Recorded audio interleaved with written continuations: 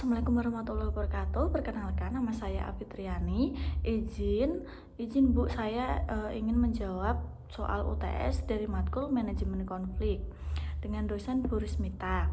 Jadi nomor satu itu, konflik dalam organisasi adalah proses ketika individu atau kelompok itu memiliki perbedaan kepentingan, nilai, persepsi, atau tujuan yang saling bertentangan.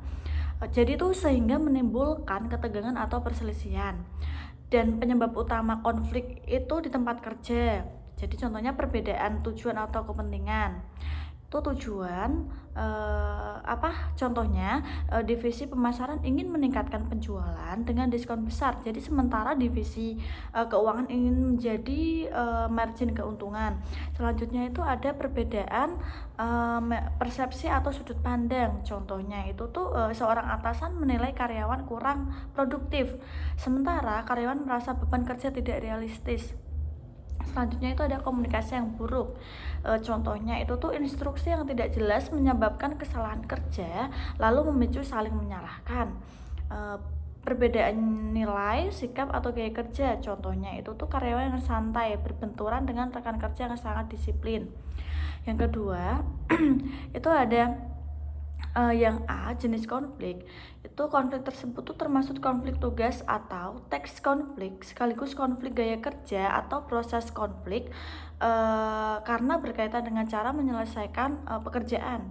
Yang B, strategi manajemen konflik. Itu adalah kolaborasi atau collaboration, mencari solusi yang mengakomodasi kedua gaya kerja. Jadi misalnya tetap cepat kerja tapi dengan standar detail minimum.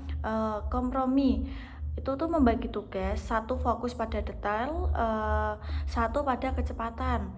Ya, terus ada komunikasi terbuka, diskusi untuk memahami kelebihan masing-masing gaya. Selanjutnya itu ada penetapan standar kerja, menentukan SOP atau deadline jelas, plus standar kualitas. Selanjutnya itu ada mediasi oleh pemimpin. Manajer membantu menentukan titik temu yang objektif.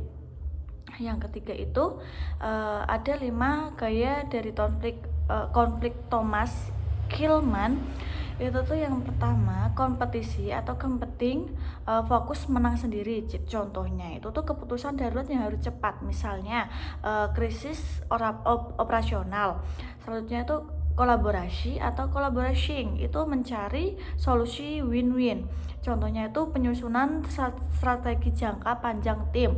Selanjutnya itu ada kompromi atau compromising, itu masing-masing pihak itu mengalah sebagian, dan contohnya itu tuh pembagian anggaran antar divisi.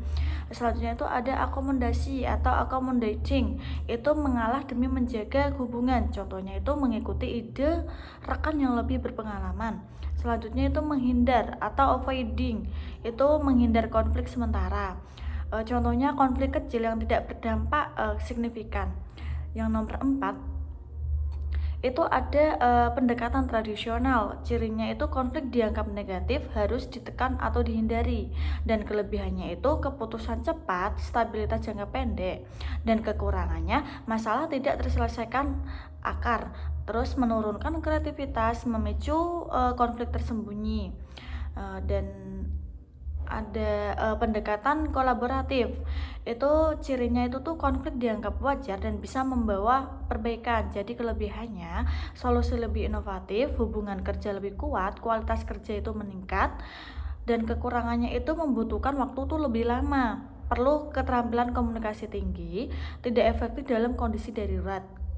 Dan yang kelima, itu tuh jika saya seorang manajer menghadapi konflik antar divisi yang berdampak pada kinerja perusahaan, langkah-langkah saya itu mengumpulkan fakta dan memahami akar konflik, identifikasi masalah, mendengarkan semua pihak,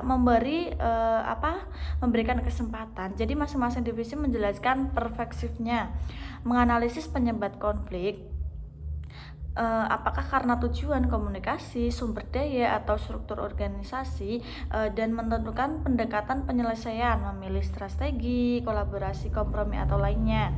Memfasilitasi diskusi bersama, mengarahkan dialog agar fokus pada solusi bukan penyalahan. dan menentukan keputusan yang disetujui kedua pihak, membuat rencana tidak lanjut, menetapkan langkah konkret, timeline dan tanggung jawab, monitoring dan evaluasi, dan memastikan konflik itu tidak muncul kembali dan kinerja itu membaik. Terima kasih. Wassalamualaikum warahmatullahi wabarakatuh.